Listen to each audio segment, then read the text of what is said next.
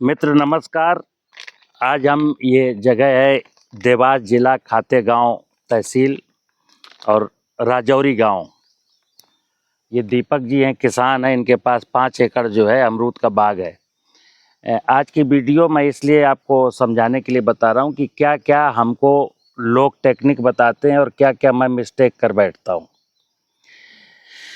देखिए, नंबर 1 मित्र, इनके बाग के नीचे एक भी घास नहीं है। यानी कि इनको सलाह दी गई है कि जब भी कोई घास हो उसको निकाल के फेंक दें। जैसा कि मैं अक्सर बोलता हूं कि धरती माता जो कुछ भी ग्रो करती है उसका एक सिस्टम है। वो बेवकूफ़ नहीं है, माँ कभी पागल नहीं है, वो बहुत समझदार है। इस बाग के नीचे जो कुछ भी ग्रो होगा वो माँ अपने लिए ग्रो करती है, अपनी फर्टिलिटी को मेंटेन करने के लिए। तो अभी ये मिस्टेक क्या होती है कि जैसे ही कोई घास जमती है तो इनिशियल स्टेज में ही उसको खुरपी से ये निकाल देते। मैं क्या बताता हूँ कि इस अमरूद के बाग में अगर मेरी कमर के बराबर तक की घासें हो जाएं तो अमरूद का कुछ नहीं बिगाड़ेंगी। जब वो खूब मैच्योर हो जाएंगी फिर उनको हम खुरपी से निकाल के डालेंगे तो एक तो मल्चिंग होगी, दूसरा ऑर्गेनिक कार्बन ज़मीन में बढ़ेगा। एक चीज़, ये ड्रिप आप देख रहे हैं, जरा पिंटू से कहूँगा ड्रिप जरा झूम करके दिखाएं कि कई बार किसान, जैसे अमरूद का ये 5 साल पुराना 6 साल पुराना झाड़ है और इसमें मैं ड्रिप कहाँ लगाया हूँ, ड्रिप लगाया हूँ बिल्कुल स्टेम के पास। मैंने मित्र कई बार कहा कि किसी भी प्लांट में 2 प्रकार की रूट होती हैं। एक नीचे जाती है डायरेक्ट ज़मीन के नीचे फाड़ते हुए, वो तो प्लांट को सपोर्ट देने के लिए होती कि प्लांट गिरे ना। दूसरा जो रूट पैरेलल ज़मीन के चलती हैं वो रूट जो होती हैं वो वाटर लेने के लिए, न्यूट्रिशन लेने के लिए होती हैं। हम पानी उसको तने के पास देते हैं। मैं ये भी बता दूं कि पानी कभी भी ज़्यादा नहीं देना चाहिए। बरसात में तो देना ही नहीं है। बरसात वाली नमी जुलाई, अगस्त, सितंबर, अक्टूबर तक रहेगी। बाग में नमी अक्टूबर तक रहेगी और अक्टूबर के बाद नवंबर में, दिसंबर में 1-2 बार, मैक्सिमम 1-2 बार आपको इसमें पानी लगाना है। फिर अप्रैल, मई, जून में आपको 3 पानी लगाने हैं। अभी क्या करते हैं कि हम रेगुलर जब पानी देते रहते हैं बगीचे में या किसी भी वेजिटेबल क्रॉप में, तो एक जो नेमेटोड्स का बीमारी आई है ना, जब कंटिन्यू मॉइस्चर बनाए रखेंगे ऊपर। दूसरा, कंटिन्यू मॉइस्चर के बाद ये दीपक भाई जी हैं, ज़रा देखिए ये क्या क्या, मैं खोल के तो नहीं बताऊंगा, ढेर सारी चीज़ें हैं, मैं नाम भी नहीं लूँगा, कोई कंपनी वाला नाराज़ हो जाए। ये सब इंसेक्टिसाइड, फंजीसाइड, इस प्रकार के ये पदार्थ हैं और ये 1 एकड़ में लगभग 30,000 रुपये का। 5 एकड़ खेत है तो 1.5 लाख रुपए का ये इंसेक्टिसाइड, फंजीसाइड इसमें डालते हैं। मैं एक चीज़ कहता हूँ कि ये जब टेक्नोलॉजी नहीं थी तो क्या अमरूद लोग नहीं खाते थे? तभी अमरूद खाते थे। तब अमरूद जब खाते थे तो हेल्थ के लिए खाते थे। डॉक्टर कहते हैं जो व्यक्ति प्रतिदिन सुबह उठ करके 1 एप्पल खाएगा वो कभी डॉक्टर के पास नहीं जाएगा। और आज मैं फिर बता दूं, जो प्रतिदिन 1 एप्पल खाएगा वो डॉक्टर के पास 100% जाएगा।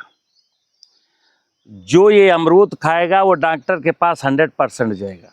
कारण कि भोजन उगाने वाला जो व्यक्ति है, अब जैसे ये व्यक्ति है बेचारा, इतना जंगल में बैठ करके मेहनत कर रहा है, इसने भी कुछ अपेक्षाएं की हैं कि मुझको इतना प्रॉफिट होना चाहिए, तो इनकी गलती नहीं है, ये गलती टेक्नोलॉजी वालों की है कि उन्होंने जब ये प्लांटिंग मटेरियल बेचा तो बता दिया कि ऐसे ऐसे इसमें पेस्टिसाइड और वीडीसाइड और इंसेक्टिसाइड डालना है। नहीं तो फिर मैं नहीं जानता हूँ। प्लांटिंग मटेरियल बेचने वाले ने कह दिया कि फिर मैं नहीं जानता हूँ। उसने एक ब्रोचर भी दिया कि ऐसे ऐसे करना है, तो ये बेचारे वैसे वैसे करते हैं। तो ये 30-35 हज़ार रुपये का पेस्टिसाइड इसमें 1 एकड़ में डाल देते हैं। 5 एकड़ ज़मीन है, 1.5 लाख रुपए का हो गया। अब ये अमरूद इतना अच्छा है कि अगर एक अमरूद मैं खा लूँ ना प्रतिदिन। एप्पल क्या खाने की ज़रूरत है, हर फल में वो क्वालिटी है जो एप्पल में है। ये अमरूद कोई एप्पल से कम नहीं है।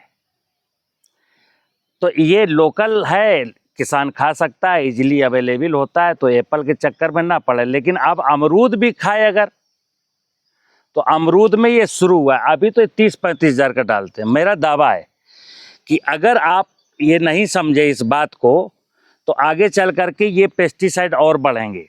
क्योंकि सॉइल में जैसे जैसे प्रॉब्लम बढ़ेंगी, जैसे जैसे सॉइल में प्रॉब्लम बढ़ेंगी, वैसे वैसे पेस्टिसाइड की डिमांड बढ़ेगी। और जैसे जैसे पेस्टिसाइड की खपत ज़्यादा हम करेंगे, तो यहाँ की सॉइल की बायोडाइवर्सिटी जाएगी, ऊपर की बायोडाइवर्सिटी जाएगी, फिर तो सब सत्यानाश। प्रकृति को, प्रकृति का जो स्वरूप होता है, जो उसकी समृद्धि होती है, उसको वैसा रहने देने के लिए हमें केवल इसमें क्या करना है, ग्रासेस जब उग जाएं तो उनको उग जाने दो, बड़ा होने के बाद उनको वहीं पलट दो, तो कार्बन बढ़ेगा। दूसरा, अभी जो तुमने पेस्ट ये डाले हैं ना सब, तो उसकी वजह से सॉइल में जो माइक्रो ऑर्गेनिज्म होते हैं, सूक्ष्म जीव होते हैं, जैसे जो चीज़ें सड़ जानी चाहिए जल्दी से, वो नहीं सड़ती हैं, क्योंकि सड़ाने वाली मैकेनिज्म ही ख़त्म हो गई। ठीक है ना। तो उसके लिए मैं अक्सर बोलता हूँ कि सब के लिए बोलता हूँ, ओवरऑल एक ही सलाह है कि सॉइल में ऑर्गेनिक कार्बन डालिए, और जो जीवाणु मार चुके वो जीवाणु डाल दीजिए, जीवामृत के माध्यम से जीवाणु डाल दीजिए, और ऑर्गेनिक कार्बन यानी कि घासें उग जाएं, खूब बड़ी बड़ी हो जाए, तब उनको पलट दीजिए। बाग में तो इतना अच्छा सिस्टम है कि इसके जितने भी पतझड़ होते हैं ना, पत्तियां जितनी हर साल गिरती रहती हैं, वही बहुत हैं इस अमरूद को पालने के लिए। हमें को अलग से कुछ नहीं लाना है, बाग के खेत में कुछ नहीं लाना है, पत्तियां उनकी हैं और घासें हैं, बस जीवाणु मरने मत दीजिए। अभी क्या हो रहा है कि अभी लोग आपके खेत के सॉइल की बायोडाइवर्सिटी को, सॉइल के ऊपर की बायोडाइवर्सिटी को ये पेस्टिसाइड डलवा के मरवा रहे हैं। अभी आप धीरे धीरे मतलब फंसते जाएंगे।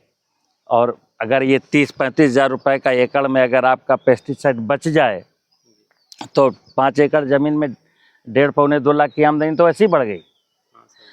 जो ये फल खाएगा वो हेल्दी रहेगा, वो दुआएं देगा।